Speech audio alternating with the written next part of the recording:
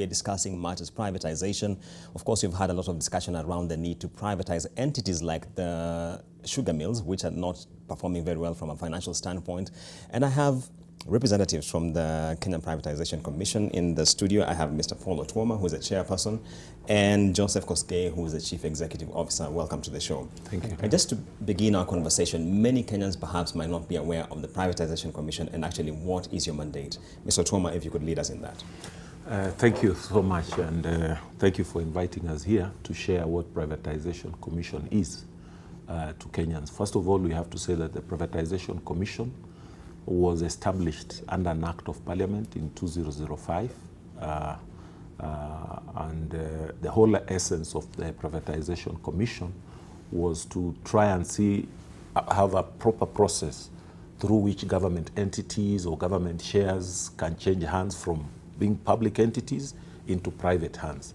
So in summary, the Privatization Commission is tasked with the process of formulating and implementing a privatization program or process of public entities into private organizations or hands. And in so doing, you are sharing out the wealth of the country and giving opportunities for better management of some of these entities that have not been managed very well. Yes. And even those that have been managed well is to unlock even the extra potential by bringing in the private sector management. That is the sense of the Privatization Commission. Thanks for that, Chair. And Koskei, if I could bring you into this, you said for better management, and certainly the discussion here has been around sugar mills, the public sector sugar mills, which are not performing very well. If you could just give us an update perhaps, and what are sort of the outcomes we should be expecting around this? Let me start by first explaining what a privatization program is, because it's important for Kenyans to understand. Sure. As the chairman has already alluded to what our mandate is. What is important to note is that we have what we call a privatization program that has a list of entities that have been earmarked for privatization. Yes. And among the entities that are in this program are the sugar factories. There are 5 of them. We have Chemelil, Moroni, Miwani, Soni, and Nzoia. So as it is in the program, it's our responsibility as a commission to midwife that particular process of privatization. So what we basically done is we've onboarded a transaction advisor who is on the ground trying to collect the necessary information that we require to be able to progress the process of privatizing these sugar mills. So that is the stage where we are at this particular moment in time. Okay. Yeah. And in some instances where what we have seen is that, for example, there isn't enough, perhaps, stakeholder engagement, as it is termed. For example, people at the grassroots or the devolved units would come and say, oh, you know, this is part of our heritage, this is part of our identity. We don't feel like privatization is the best route forward. How do you feel this bridging of what the Privatization Commission is doing and what is happening at the grassroots can be done? Yeah, I tend to think maybe sometimes, I don't know whether the communication is what not has been okay. And that's why I hope this kind of engagement, calling us here to shed more light. Yeah. Basically, in the privatization program, there's what you call the stakeholder participation. Yes. And that is normally done, whereby stakeholders could range from politicians, the local people, the farmers who supply those factories. And the whole essence of privatization is to even improve the efficiency. You have seen, like you have said, there has been a lot of challenges in the sugar sector. And you may not understand why a farmer should be able to deliver his cane and he's not being paid. Yes. And that is because of some of the challenges that the state corporations have been facing. And that's why the government, in its wisdom, it thought it is best we bring in a strategic investor. A strategic investor does not mean that the government is completely pulling out. Yeah. It only means that we are bringing in somebody who will come in with more resources, more expertise to try and either upgrade some of these companies, bring in that private sector management in terms of quick decision making, bring in new technology, so that then the factories can be able to run efficiently. And the farmers' stake then is that you are able to grow your cane in your farm, because you don't grow your cane in the nucleus estate. Sure. Most of the factories just own the nucleus estate, but farmers own their own farms. So through their farms, they're able to grow sugarcane, and you need a place where you can sell your sugarcane. But it does not help to have a state entity that is not able to provide you those services. You take your cane there, you are not being paid, there is inefficiency in terms of crushing the cane, they are making losses, it does not help the farmers. And you must realize that whether you set up a private entity or a government-run entity, the stakeholders' welfare is very important, because you cannot set up a factory in isolation. And that's why we talk of stakeholders. People need employment, people need to be paid for their salaries, people need to make sure that the suppliers are paid. And that is what grows an industry, that's what grows an economy. So there's a whole chain of how these industries work. So when sometimes people allege that we can do anything without involving them, the only thing they need to do is to engage us more. Like if you look at the privatization program, all these people are on the they're on the website. We do stakeholders meetings, we engage their leaders, and where there are questions, like I can tell them here, you are free to get in touch with us. We are ready to come to the field and meet you. So this is a very open and transparent process, that there is no opaqueness in anything that is being done. So the most important thing is to encourage farmers to say, you are growing your sugar and it's a business, you need to be paid. So the issue about heritage for something that is not working, you want to hold it for cosmetic value, it doesn't help at all.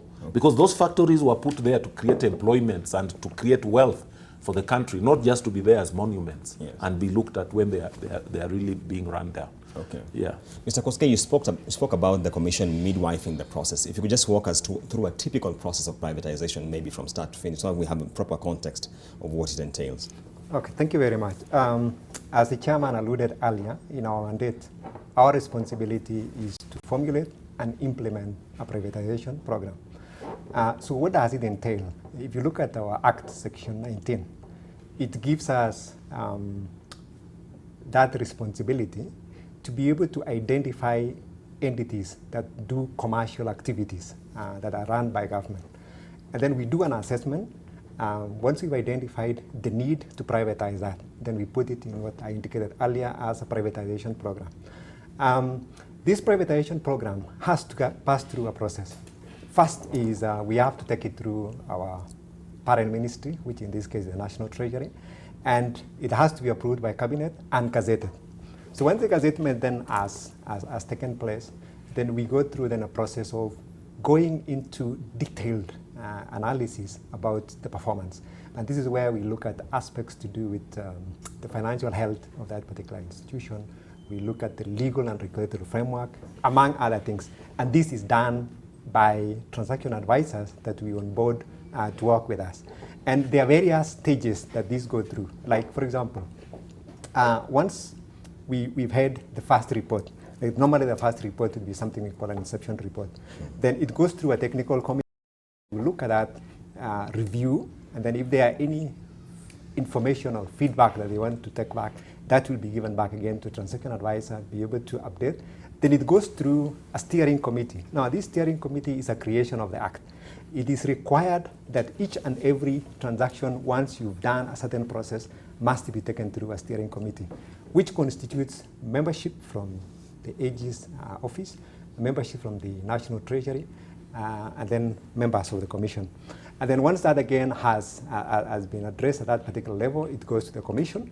And then from the Commission, it goes again to Cabinet to Parliament, and then that approval in terms of the options is approved, and then we go into what we call implementation stage. And the implementation stage now would be where, depending on what it is, we can go for expression of interest, say where probably, for example, you need, this recommendation is that you get a strategic investor.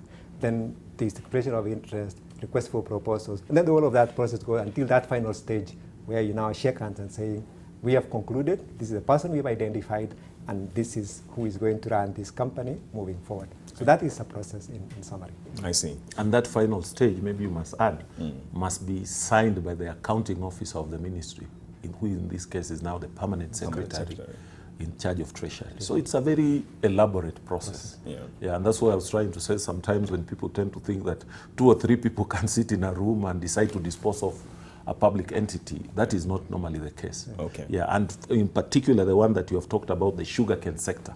Our main aim is to see that we have got factories there that are running, farmers are being helped with extension services, proper cane development is being done, and from there the factories are able to get raw material. And you see, then we create that economy, chain reaction, the farmer who is being paid, the suppliers who are being paid, youths who are being employed, and wealth which is being created by these organizations being able to supply Kenya with sugar instead of us importing sugar. And Wanotoma, if I could stay with you, in May this year, I remember covering a story where the Senate, it was the Trade and Tourism Committee, rejected a whole list of planned privatizations. I don't know where we stand with that matter because it would be a matter of public interest. Yeah, I don't think that is maybe the true position, because as I have told you, and as he has explained, the privatization process is something that is approved by the cabinet. It goes to parliament. Because you must realize that some of these entities are heavily indebted, and those are public debts. So who can write off debts? It is only parliament that can recommend for debt write-off. So if you come in, we already have got a report from parliament that has already given an opinion on how that process should be carried on. And that process, it has already said that we need 51% to go to the strategic investor, we need 24% to remain with the farmer, and we need 25% to still remain with the government. As we speak now, you know there has been this sugar task force that has been going on, and that is going to input and refine depending on which recommendations that will come from there. Those recommendations, once they come from there, they'll go again through the process. Those that need parliamentary approval must go through parliamentary approval. Those that need cabinet approval must go through cabinet approval, and we will be advised accordingly. So the issue about the Senate rejecting this other report, that cannot be, because already Parliament, you know, we have Senate and the National Assembly. But you must realize Parliament is one. So you cannot have a report that is already out and a certificate has been issued to say that again another one has been recommended, because that one there is no certificate that has been issued at all. So as we stand now as a Privatization Commission, we are guided by the certificate that we got from parliamentary approval that was done. I think it was in 2014 or something like that. 2015. Okay. That is the one that we are going, and again the cabinet directive.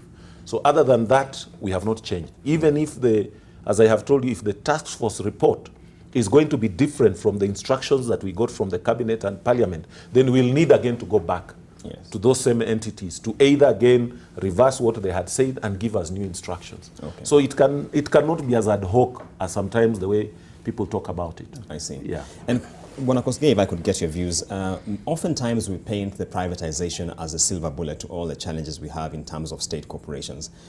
But skeptics would argue, I mean, look, we are having this conversation at a time when KQ is potentially reverting back to state ownership. If you look at the story of Mumias, which went public in 2001 and now is in financial headwinds. We have Uchumi, which went public in around 91, 92, and same story. Do you think those who say privatization has failed this country are correct? Let me put it this way. I think generally what happens in life is that when you have a glass, for example, with half water, we always want to look at it from it is half empty instead of half full. Even as we talk about some of those, which in most cases, there would be factors that could be sectoral, it could be factors that relate to certain governance issues, but we also have success stories. Yeah. And the interesting part of it, as I said earlier, is that we always want to look at what has not worked, and we don't look at the other side on those which have worked. Yeah. And I've been giving an example, for example, of Safaricom. And Safaricom, for example, if you look at the proposal that was there for Safaricom, we had a strategic investor, we have the public through an IPO, and then we have government. Yeah. And this is a typical story of a local, entity that has gone through privatization and is doing extremely well. This is the example of Kenya Commercial Bank. Again, this one went through a privatization and it's doing very well. So, yes, we are not saying that privatization is the solution to all the problems. Some of the challenges that we normally experience is also to do with perception. Every time, for example, we identify an entity that is strong financially for, say, privatization, and then you would get this sentiment, no, that one is doing very well. Why do you want to privatize? So then the perception is that you need to privatize loss-making institutions. Yes. Why should we go until that particular stage? Just like in sickness, if you're not feeling well, you start by trying to do something quickly. You don't wait until you are admitted for you now to start realizing I needed to have done what preventive measures. So I think we have success stories, and yes, we have few cases where it has not worked. Just like even normal private businesses, because of sectoral issues, because of global challenges, because of environmental factors, would experience sort of turbulences. And so I would not want to say that because, you know, those few are, you know, cases that have not been that. Let us also look at the other side where we have the positive cases that we have. You're edging in a comment, sir. Yeah, maybe my comment on some of these things, especially some of the entities that you have mentioned. Yeah. You know, if you go deep and realize why they have not done very well, it's not because of the privatization. Yeah. There has been challenges on governance issues, which are everywhere in some cases. But you will find that sometimes in the private sector, when an entity is private, the kind of governance structures that are put in place, they're able to mitigate some of those challenges better than what we have realized of commercial entities that are state-owned. So when you look at all those entities and you look at some of the challenges that are being brought about, you cannot say that the problem was the privatization. Yeah. It is the governance issues. And these governance issues, I think he has put it correctly, they are all over. And this is a challenge that we are even currently facing as a country. And we are doing a lot of soul searching, that how are we really adhering to the governance issues that are required when you are managing either a private entity or a public entity on behalf of stakeholders. For those who have been to business school, you must have realized there's what we used to call the agency theory. Yeah. How do you balance between the people who are managing for you your wealth and the wealth owners? And in my view as a public person in Kenya and as a Kenyan citizen, I think that's where we need to draw a line, so that you don't take a process that is trying to unlock the wealth and the potential of these public entities and think that it's the privatization that is the problem. The problem is that sometimes people whom we put in those places to govern those or to run those things on our behalf, they have had governance issues. Yeah. But as we have put, there are also places we have put individuals, and they have done tremendous work for this country. They have really unlocked a lot of potential in this country. They have even brought up what we call the innovation part of it in terms of the commercial thing, because they have added value. Yeah, if, as he said, if you look at Safaricom, you know, the things that never existed when some of us were growing up, and we are so, because you hear of M-Pesa, you hear of all these things. Those are new things that have come about. And it's not that they were not there, because Kenya Post and Telecommunication was there. So I would like sometimes to dissuade this idea that it is the privatization that brings about those problems. We need to look at those entities and say, why has this entity not done well? Why should KCB do so well? Yeah, and maybe another institution be challenged in terms of what you have just talked about, KQs and all these other things. If you go deep, you'll realize there was a mistake somewhere and somebody missed the boat, and then those are the consequences. But not the privatization. And just for the sake of clarity for our viewers, many normally pose the question, then where does the mandate and obligation of the Privatization Commission end? Because you identify a strategic investor, and when this privatization happens, you have no obligation whatsoever? Yeah, you see, as a commission, and as we have explained, our mandate is to make sure that we midwife that process. Yeah. Once the process has been midwifed, then that entity exists. Yeah, and that's why the government, we have been talking that the government may not be so good in terms of saying that you want to run commercial enterprises. Yeah. But government may improve governance issues if it concentrates on being a regulator.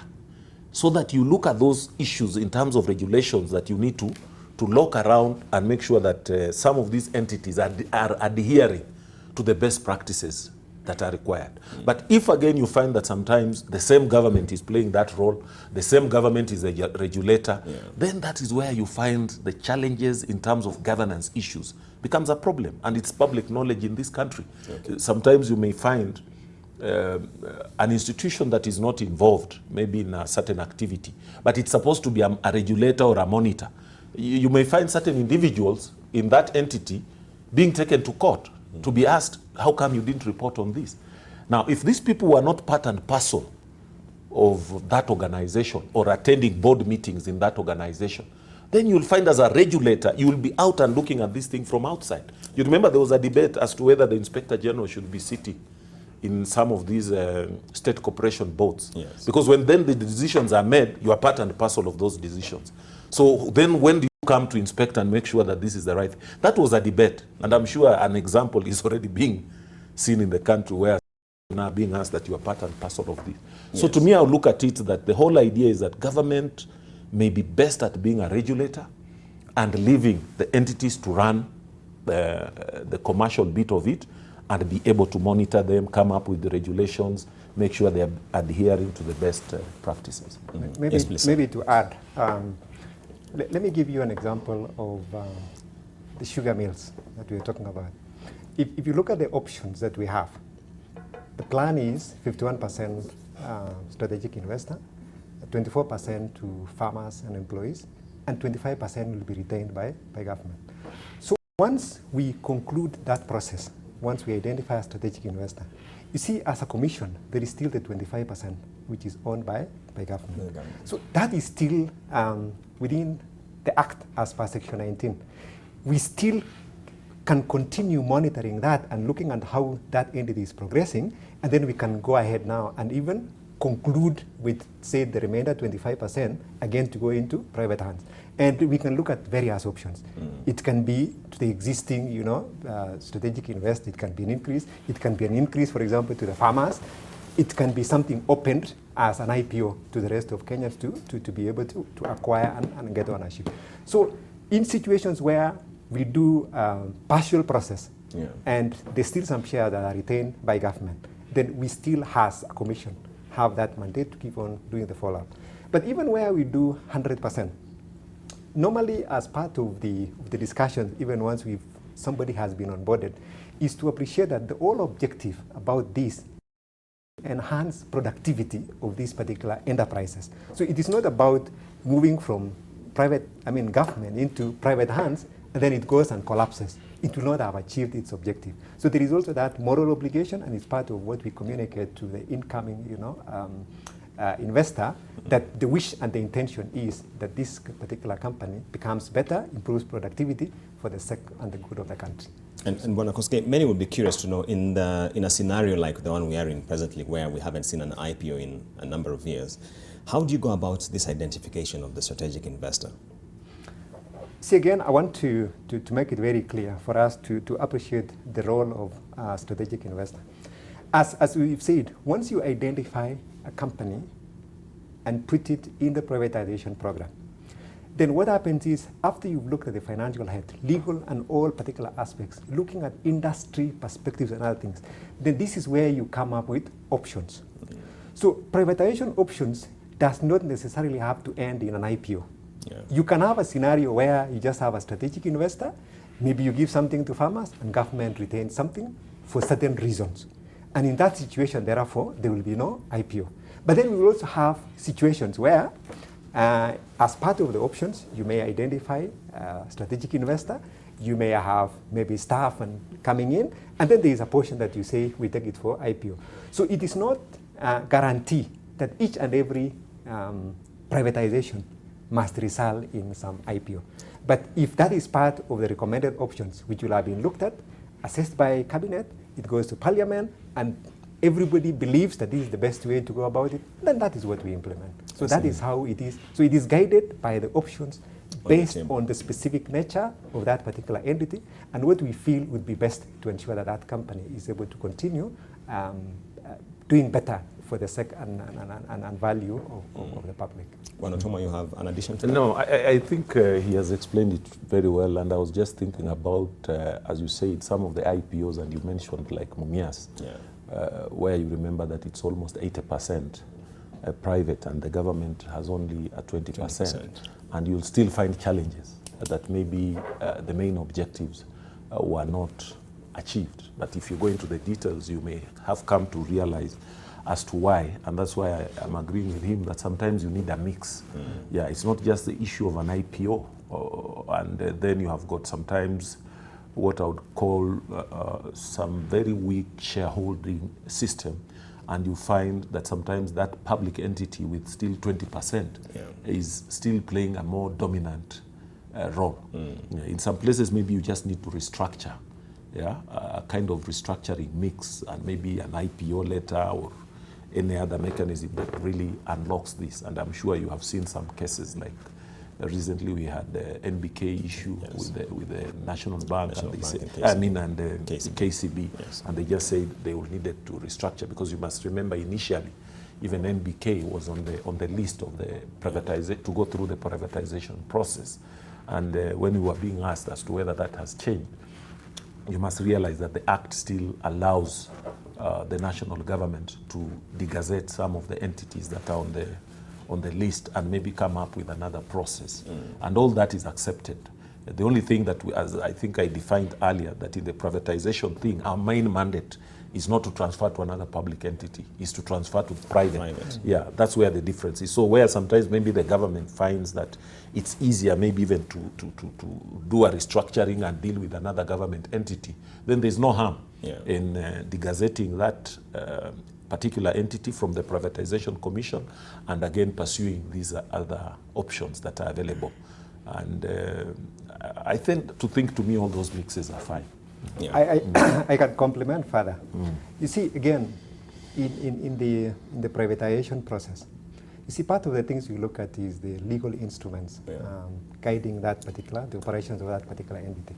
So in some instances, for example, articles provide that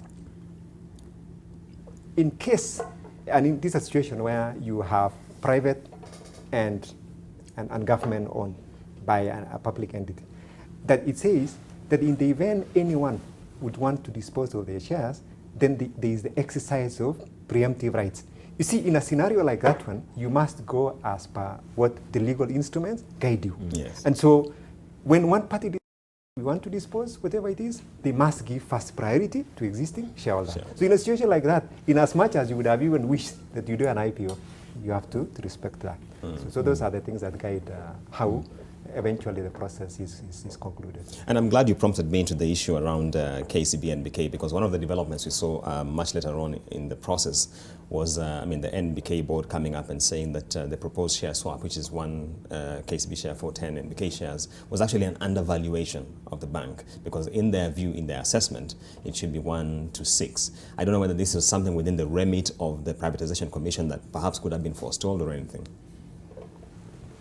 Maybe in my own understanding of it, because we were not involved in the process. Okay. Once they said you remove NBK from the privatization process, we were not part and parcel of it. Okay. So the only thing is what we were seeing in the public domain, saying, what was this one share trading at and this other share trading at.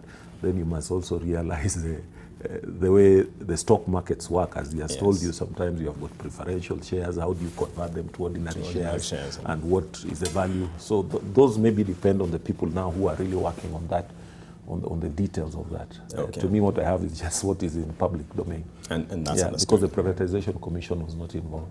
Okay. And Bonakoske, it looks like we have particular sectors which have sectoral challenges. For example, when you talk about sugar millers, it's not perhaps a coincidence that a number of them are in financial challenges. What perhaps are you seeing as the key challenge underlying this particular area? You see, much as we talk about sector challenges, particularly where you've talked about the sugar, but at the same time, in the same industry, we also have private players. And from information we have, much as they are not doing that extremely well, they are also making money. Yeah. I am aware on the ground, because apparently I happen to come from the sugar belt. So when those entities have challenges, it pinches me. So that's something that directly also involves me. You have even seen situations where the private millers would put weigh bridges very far from where their mills are. They're able to do the transportation. They're able to pay farmers within a certain period of time. And when you do intelligence, you actually realize that they're still making money. So sometimes why we have some of these challenges, like we've seen in our public sugar mills, is sometimes because of certain issues around governance. Yeah. And I believe that the task force that was set by the president to look into the issues that touch on that sector. I think once the recommendations come out, I'm confident that that should be able to turn around that particular sector. So it is only that this is a sector where at the moment there are challenges, but may not necessarily mean that there is a problem with that particular sector. So there are some of those aspects revolving around the specific companies among the internal issues that we would want to resolve through this process of privatization. Bueno Toma, he says there's no sectoral, if I could say systemic challenge. Is the view you share, perhaps? No, but I think he has told you that there's governance issues. Yeah. And I alluded to that earlier, that you look at why did Kenya ask for COMESA safeguards in terms of sugar. There were only 2 recommendations. They talked about privatization of the public sugar mills. By then, they were the dominant players. Yeah. And improving production of sugarcane, which basically means proper seed, proper farm extension services to the farmers and all that. So those 2 issues, which were there in the year 2000, today, as we sit down, we must ask ourselves, what have we done? What has been happening that every time this thing expires, we go for an extension. But as we are asking for the extension, what are you doing? Yeah, and that's why we are saying that I hope some of the issues that we were hearing farmers talk about and the challenges that we obviously see, as he put it correctly, that we come from sugar belt areas. So these are things that you see daily. We hope that some of those issues are going to be addressed. Yeah. As we speak today, up to now, you know that there are no regulations. People have been asking, how do you have an industry without regulations? Yeah. So some of the things that are facing the industry are internal. And these internal issues, as we have said, some of them were generated over time because of governance issues. It was no surprise to you that sometimes people were importing sugar, which can last us for 3 years. Now, in event of that, and you have been given tax breaks, these waivers and all that, how do you say that that's a fair industry? Yeah, because a fair industry, for you to judge a Kenyan farmer, then you must also know that what parameters are you using to measure. Because if you say that even sugarcane that is coming in from external places is even of questionable quality, how do you now say that a kilo of this sugar and a kilo of sugar in production in Kenya, that it is not viable, is not competitive? How do you say that? In an industry where the public entities are going down and the private people are coming in, they are building factories, some not even 1, not even 2, more than even 3. How can you be saying? So those are the issues that we need to understand. Yeah, and as I said, we don't want to preempt the task force report, but we hope that some of those issues have been captured. And as we talk about, unleashing the potential in the state corporations, which are only 5. Yeah, you know the sugarcane factories are only 5. And if you calculate, they hold less than 50,000 acres. This thing you talk about, the nuclear estate, is less than 50. The rest, when we talked about the high potential of 400,000 acres being under sugarcane cultivation in Kenya, I don't know how much it is now. Then you'll be finding that this is just a 10th of that. So it cannot be the problem. The problem is wider. And that's why we are talking that we will do our bit in terms of the privatization of the state corporations, the 5. But we are looking at the wider report that is going to come from the task force to deal with those other issues in terms of regulation, the laws, the environment through which the industry is operating. And then we should be able to say, yes, this is the problem and this is the solution. But for one, we have realized that the state corporations, the way they have been running currently, it cannot work. Because as we speak now, the government gave around 7 billion. You remember around October or something like that? Today, as you go in, that money has already been consumed, and some of them are still owing farmers almost the same amount that the government paid. So you see, it doesn't make any sense. Because if I supplied you in October, this was the debt. Let's say you owed us 1 billion shillings. Now, again in June, after paying that 1 billion, you are again owing farmers another 1 billion. I mean, what kind of business thing is that? It doesn't make any sense. And that's why it's important that instead of you impoverishing the farmers, the stakeholders, as we are calling them, they must realize that if we continue with this kind of setup, whereby they are supplying their cane to somebody who is not paying them, it means they are like almost, it's worse than slavery. So they must realize that we must commercialize and bring in a strategic investor, like it is happening with the private millers. You take your sugar cane there, you are paid in 7 days. We also want these other state corporations, you take your sugar cane there, you are paid within the period that is going to be agreed on. Not to be saying that this is government, you supply, then tomorrow you'll be running to the treasury to give you money. You are forgetting that the treasury money is still the taxpayer's money. You are the same person who needs to be taxed again to be paid. It doesn't make any sense. So it's of a sense that we move this program, we remove these, I can't even call it business-like, because it's not a business. It's not a business. Yeah, that I'm supplying you and you don't pay me, then I expect the government to come in and pay you. It can't work like that. Maybe also just to add something on that. You see, there is one aspect that we need to look at here. You see, before you import, you normally look at local production, and there is always a deficit. So what does that tell you? It tells you that there is a market. And therefore, if these public sugar entities were actually structured and they are able to produce competitively, then we would not even be seeing imports coming in, because then if you look at the process of importation, including taxes among other things, then it would be competitive and the others would not be able to bring it in. So that's a very clear indicator that there is a market. So if there is a market and we have the potential and we have the land, we have everything is in our favor, then why are we not filling that particular gap? And that is the direction that we are Okay. And as we get to the tail end of the conversation, our viewers out there are keen to know, when it comes to this privatization process and the program itself, as you mentioned, how can I as an individual participate in it? What is required of me as a person? As we said in that particular process, when we go through, once we've analyzed the company, looked at its uniqueness, issues to do with the industry, then it informs which options or what we call strategies do we follow. And say, for example, if among the entities that we have in that particular program, it allows us to come up, because I talked about where we are preemptive, right? Then where we have certain situations, we've looked at the sector and we would want maybe to, like the sugar, for example, we've talked about the strategic investor, give farmers, and government retains.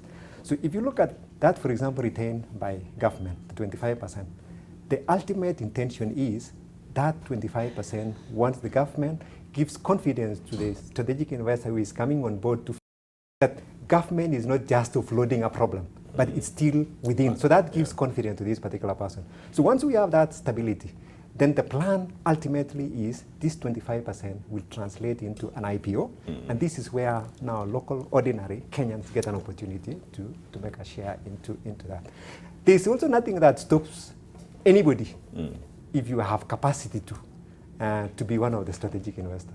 That's basically what you're trying to say. If you have a capacity to, if you are you can come in at that particular stage. We also talked about the 24%. Farmers have been given the opportunity, employees have been given the opportunity. So this is where, again, it's an opportunity for Kenyans. And within the Act also, there is a provision that guides us in terms of at what stage in a privatization process in any of the entities can you specify and say this one specifically will only be for Kenyans, or you can also invite outsiders. So that, again, is provided for in the Act. So through those opportunities, any Kenyan can actually come in and be able to invest in these entities. Bwana Otuoma, sitting in the chair's position, I don't know what outlook you have for the Commission and the private sector as large in terms of performance for the country. I tend to think that the privatization process that we are trying to do in the country, and especially talking about the Big Four agenda in terms of manufacturing, housing and food security and all that, when we play our role and we look at the potential of some of the state entities that we are trying to, avail to Kenyans to be able to take a role, you will find that in agriculture, when we talk about the sugarcane industry, we are basically talking about agriculture. And sugar consumption in this country is almost like 1.2 million metric tons. A metric ton, I think, translates, I don't know, is it to $7,000 or something like that. If you look at the whole industry, you're talking about billions of shillings. So instead of letting such an industry go, and we're talking, we should be able to turn that around so that that becomes even a dominant player in terms of the manufacturing capacity of this country. And those who tend to think that sugar production in Kenya is too expensive, it is not true, because we have done some calculations, and we can compete. All we need is to make sure that we have got the best business practices, even within COMESA. We don't want COMESA countries that are sugar deficit, purporting to be net exporters. And yet we know that they import. Even some of them import what they export into Kenya. And those are issues that we need when we have people who are negotiating on behalf of Kenyans in some of these regional trade treaties. They must be alive to what are the repercussions and the impact that that is going to have to an ordinary Kenyan down there. So that has got a lot of potential. If you look at some of the other entities that we are looking at, like the Kenya Meat Commission, you must realize that Kenya used to export beef products and even dairy products outside. So it will be very important that we revive this industry, bring in the best practice. The problem was about disease control that made some of our products not to access lucrative markets in the Middle East and EU. If Botswana can export, and Botswana is being run by Kenyans, the beef industry there is basically run by Kenyans, why shouldn't Kenya be able to export? So we look at the Kenya Meat Commission, which has also been geared up for privatization, is a huge potential. There's a lot of livestock in this country. You have seen during drought, we lose a lot of livestock. That can be mitigated in. When we have got this, we can make canned beef and all these other things. The hotel industry is also still has got a lot of potential. We have been talking about tourism growing. We have been talking about Kenya becoming the business hub of the region. When we start talking that we have got direct flights to New York and all that, we're also looking at the tourism industry. There is quite a bit of entities that are also geared up or lined up for privatization processes. Golf, there's some in Kisumu that are now opening the Kisumu port. We have got a very high potential there in that, it's called what? The Kisumu Hotel there, that one, Sunset Hotel, in a very potential area. But if you look at that entity, it's almost like going down. So the potential to unlock what have been public entities that can come about. Yes. And we are going to line up more. Okay. As he has told you, the Act allows us to line up more. All right. Yeah. All right.